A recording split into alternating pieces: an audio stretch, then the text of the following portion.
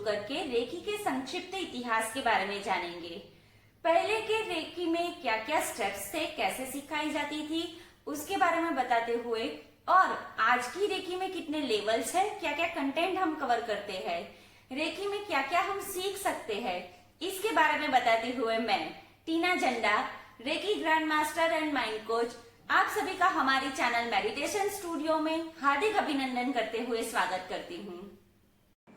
तो चलिए हम शुरुआत करते हैं। रेकी सीखते वक्त हमको क्या क्या बाबतों का ध्यान देना होता है। पहले हम लेते हैं मानसिक स्थिति से।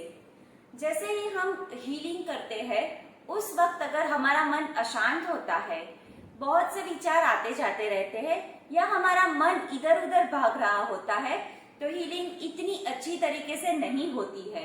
जैसे मेडिटेशन में बैठते वक्त हमारा मन अशांत होता है तो हमारा ध्यान उतनी अच्छी तरीके से नहीं लगता। वैसे ही रेकी हीलिंग के वक्त भी जब आपका मन शांत होगा तभी आपकी हीलिंग अच्छे से हो पाएगी, क्योंकि शांत मन ऊर्जा का प्रवाह और अच्छी तरह से अपने ऊपर प्रवाहित कर सकता है। इमोशंस, हमारे इमोशंस हमारे सबकॉन्शियस से आते हैं। यह भावनाएं अंदर से उभरती है। हम इमोशंस सोचते नहीं है या किसी चीज या वस्तु से ट्रिगर हो जाते हैं। जैसे अगर आप किसी ऐसी व्यक्ति से मिलते हैं या कुछ ऐसी चीज देखते हैं जो आपको पसंद नहीं है, तो उस वक्त आपको दुख या गुस्से का इमोशंस फील होगा। जैसे अगर आप किसी कोई ऐसे सिचुएशन में आ जाते हैं जिसे देख के या कुछ उस सिचुएशन से आप डर जाए, तो ये डर आपको सोचना नहीं पड़ता या अंदर से आता है। तो इसीलिए अच्छी भावनाओं में रहे, ताकि अच्छी भावनाओं में रहकर हम ऊर्जा का प्रवाह अच्छे से कर सकते हैं। तो हमें इमोशंस को समझना चाहिए। डर, स्ट्रेस, गुस्सा, द्वेष आदि इमोशन से हम नेगेटिव एनर्जी, हमारे अंदर से नेगेटिव इमोशंस दे रहे होते हैं और उसी वक्त हो सकता है कि हम नेगेटिव एनर्जी का आदान प्रदान भी बहुत ही इजीली से कर ले। तो अच्छी भावनाओं में रहे, अच्छे इमोशंस और अच्छी हार्मनी में रहे, जिससे ऊर्जा का प्रवाह हमारे पे और हमसे मिलने वालों पे बहुत ही सही तरीके से हो, क्योंकि हम जिससे मिलते हैं, जिससे हमारी बातचीत होती है, उनसे ऊर्जा का आदान प्रदान अवश्य ही होता है। जिसे स्पिरिचुअली तरीके से भी देखें तो ग्रेटिट्यूड, एक्सेप्टेंस, फॉरगिवनेस जैसी आप इमोशंस की प्रैक्टिस रेगुलरली कर रहे होते हैं तो आप बहुत ही एक अच्छी ऊर्जा में रहते हैं। और हो सकता है कि उस वक्त आप अच्छी ऊर्जा बाहर भेज रहे होते हैं तो सामने वही अच्छी ऊर्जा अपनी तरफ अट्रैक्ट भी कर रहे होते हैं। जैसे कोई नेगेटिव इमोशंस आपसे जा रहे होते हैं या आप कोई अनजाने में ऐसे नेगेटिव इमोशंस अट्रैक्ट कर रहे होते हैं, तो यह फॉरगिवनेस की प्रैक्टिस की वजह से बहुत ही आसानी से डिसॉल्व हो जाती है। तो यह छोटी छोटी इमोशंस की प्रैक्टिस से आप अपने सबकॉन्शियस की भी कंडीशनिंग कर रहे होते हैं। बारे में जब भी हमारे शरीर में कोई गड़बड़ी होती है तो यह हमारे आभा मंडल में बहुत पहले से हो जाती है। कहीं कहीं तो यह भी कहा गया है कि अगर हमारे आभा मंडल में कुछ गड़बड़ी है तो यह हम बहुत पहले से डिटेक्ट कर सकते हैं। यह अनुभूति हमें होती है, लेकिन हम उस तरफ अटेंशन नहीं दे रहे होते हैं।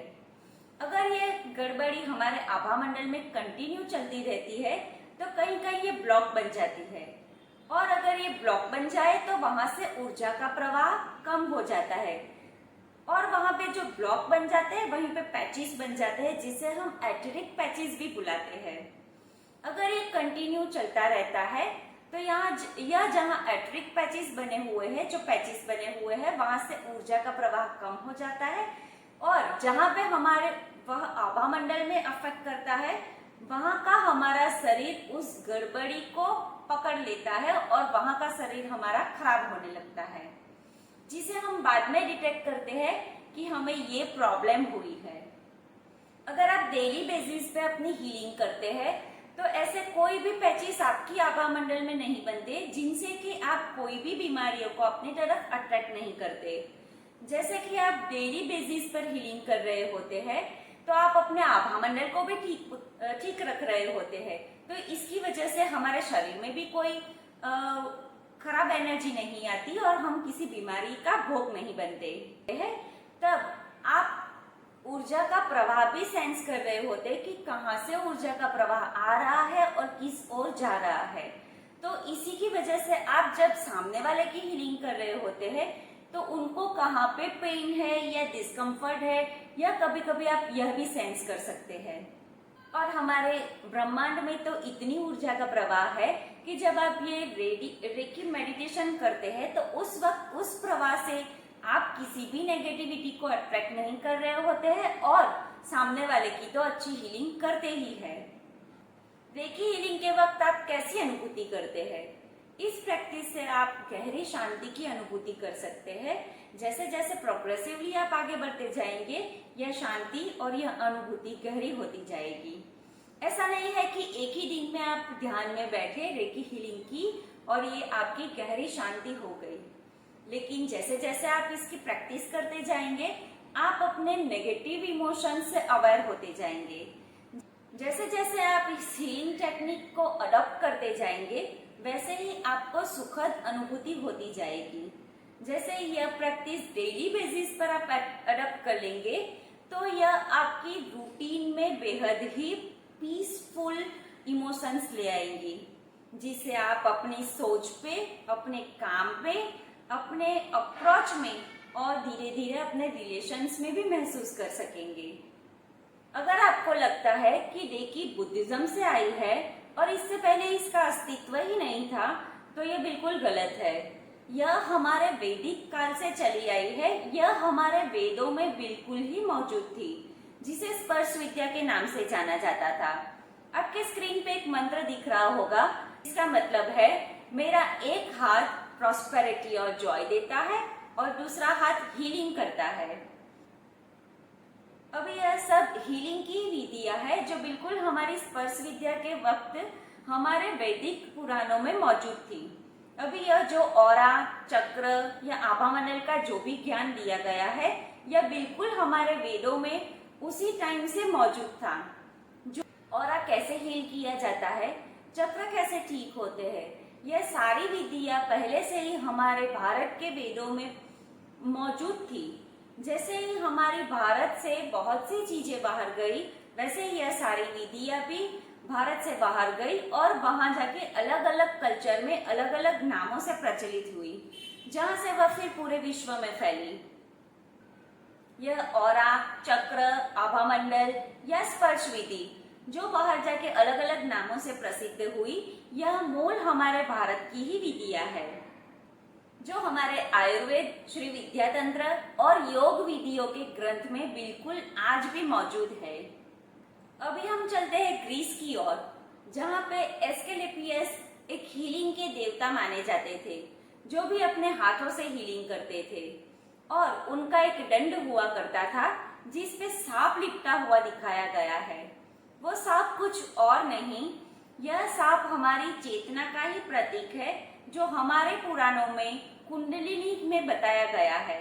जैसे कुंडली में 3.5 कुंडली मारे हुए सांप को बताया गया है, जो हमारी चेतना का ही प्रतीक है और जो ऊपर उठता हुआ बताया गया है।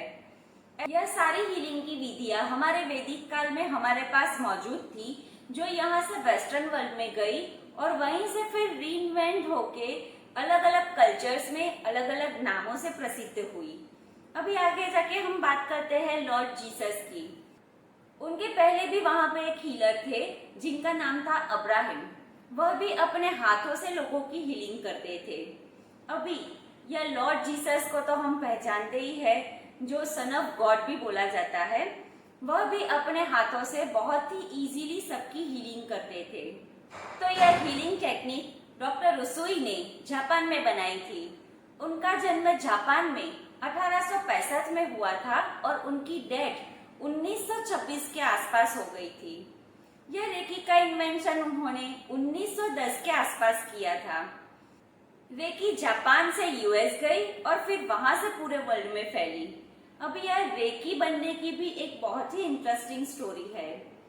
डॉक्टर रुसुई अपने गुरु से अपने स्पिरिचुअल उत्थान के लिए कुछ मेडिटेशन टेक्निक सीख रहे थे। तो जब उनकी 21 दिनों की यह प्रैक्टिस शुरू हुई तो वह एक माउंट है कुरामा यामा करके जापान में, वहां पे गए। वहां पे एक केव है, वह केव में उन्होंने यह मेडिटेशन की प्रैक्टिस शुरू की। वहां पे उन्होंने बिल्कुल कुछ भी खाए पिए बिना 21 दिन लगातार वहीं पर रह के ये प्रैक्टिस की।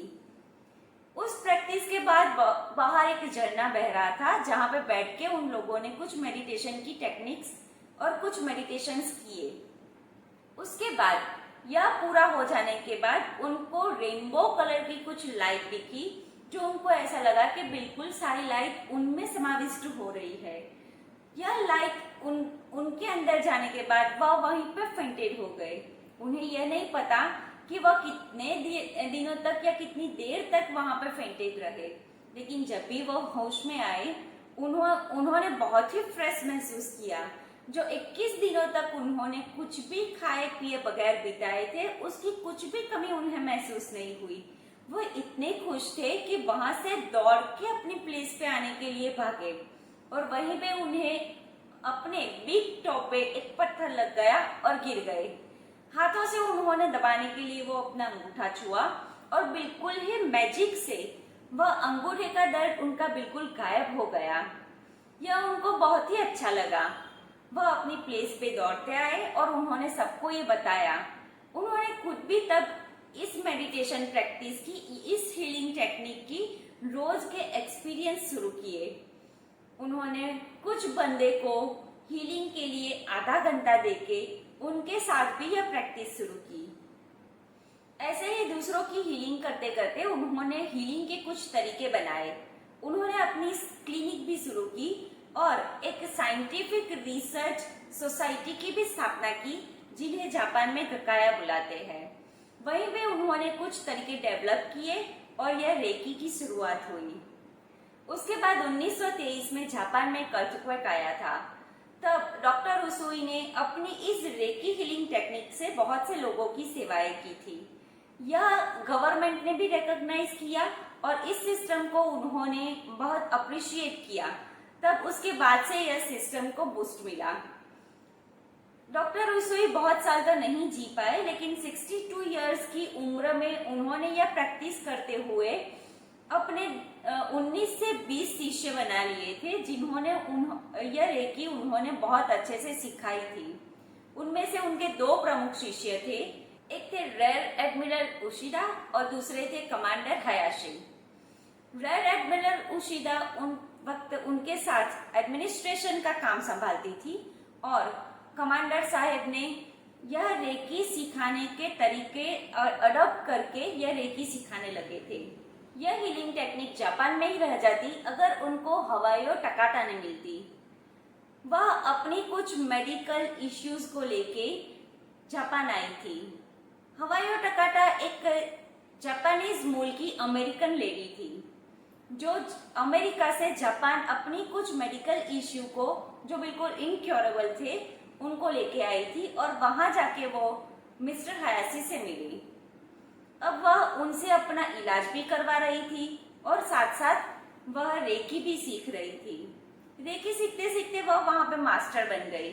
फिर यूएस जाके उन्होंने 1937 से यह रेकी सिखाने की शुरुआत की, और उनके 80 साल के होने तक उन्होंने यह रेकी वहां पे सिखाई। उन्होंने एक सेंटर की स्थापना की थी। उन्होंने यूएस जाके international centre for reiki training की स्थापना की, और वहीं से इस रेकी सिस्टम का स्प्रेड हुआ। हवायो टकाटा के बाद विलियम ली ब्रांड ने आईसीआरटी को आगे चलाया। उन्होंने रेकी सिस्टम में बहुत ही उम्दा कंट्रीब्यूशन दिया हुआ है। यह जो क्रिस्टल हीलिंग है या साइकिक सर्जरी है, वह उन्होंने ही शुरू किया था। यह रेकी को आगे बढ़ाते हुए उसकी हिस्ट्री को बहुत ही अच्छे से ऑर्गेनाइज करके लोगों के सामने रखा। जब रेकी शुरू हुई थी तो उसके सीखने के बहुत ही सिंपल तरीके बनाए गए थे, जिसमें से 3 थे, शोडेन, ओकुडेन और शिपनडेन। शोडेन में हीलर बहुत ही सिंपल तरीके से सामने वाले को हीलिंग करता है। शोडेन में रेकी धीरे धीरे सिखाई जाती थी। जो हीलर होते थे वो उनको असिस्ट भी करते थे और उनका अट्यूनमेंट भी होता था। फिर ओकुडेन में उनको खुद अपनी हीलिंग करने की परमिशन होती थी। वो इंडिपेंडेंटली अपनी हीलिंग कर सकते थे। फिर शिपनडेन में जो हीलर था उन्हें दूसरों की हीलिंग कैसे की जाती है यह सिखाया जाता था। इसी तरह सिर्फ 3 सिंपल स्टेप होते थे जिसमें वो पहले अपनी हीलिंग करवाते थे, फिर अपनी हीलिंग इंडिपेंडेंटली कैसे होती है यह सीखते थे, और फिर यह टेक्निक वो दूसरों को कैसे सिखा सकते हैं यह उनको सिखाया जाता था। अभी हम आगे जानेंगे रेकी लेवल के बारे में। रेकी जो आज की हमारी टेक्निक रेकी हीलिंग की है उसमें 5 लेवल लिए गए हैं। Reiki level 1, reiki level 2, master, reiki master 3A और फिर ग्रैंड मास्टर। रेकी लेवल 1 में हाथों से अपनी या दूसरों की हीलिंग बिल्कुल बेसिक तरीके से कैसे की जाती है यह सिखाया जाता है। रेकी लेवल 2 में डिस्टेंस हीलिंग हमारी या दूसरों की कैसे की जाती है, सिंबल्स बनाना, सिंबल्स के थ्रू हम कैसे दूसरों को कनेक्ट कर सकते हैं और हीलिंग कर सकते हैं यह सिखाया जाता है। लेवल 3A में बहुत गहरी साइकिक हीलिंग की प्रक्रिया और सिंबल के थ्रू उनको कैसे हील किया जाता है, क्रिस्टल ग्रिड कैसे यूज की जाती है यह सब सिखाते हैं। फिर मास्टर लेवल में नए सिंबल बनाना, सिंबल कस्टमाइज करना, ग्रुप हीलिंग, दूसरों की अट्यूनमेंट कैसे करते हैं, दूसरों की हीलिंग, ग्रुप हीलिंग हम कैसे करते हैं, इन सभी के साथ ग्रैंड मास्टर को भी इसमें जोड़ दिया गया है। अगर आप कहीं पे भी हीलिंग सीखने जाए तो उनके लेवल देख के उनमें क्या क्या कंटेंट है यह सब आप देख के बहुत ही आसानी से रेकी सीख सकते हैं। और अगर आप रेकी सीखते हैं तो आज की रेकी इतनी बेहतर तरीके से बनाई गई है कि आपको कोई और कहीं और किसी हीलिंग की जरूरत नहीं पड़ सकती। आशा है कि इनसे आपको जरूर लाभ होगा। अगर आपको इसी के बारे में आगे जानना है तो प्लीज हमारी चैनल को सब्सक्राइब जरूर कीजिएगा, और आपको लगता है कि इसकी किसी और को जरूरत है तो प्लीज हमारा वीडियो उन तक जरूर पहुंचाइएगा।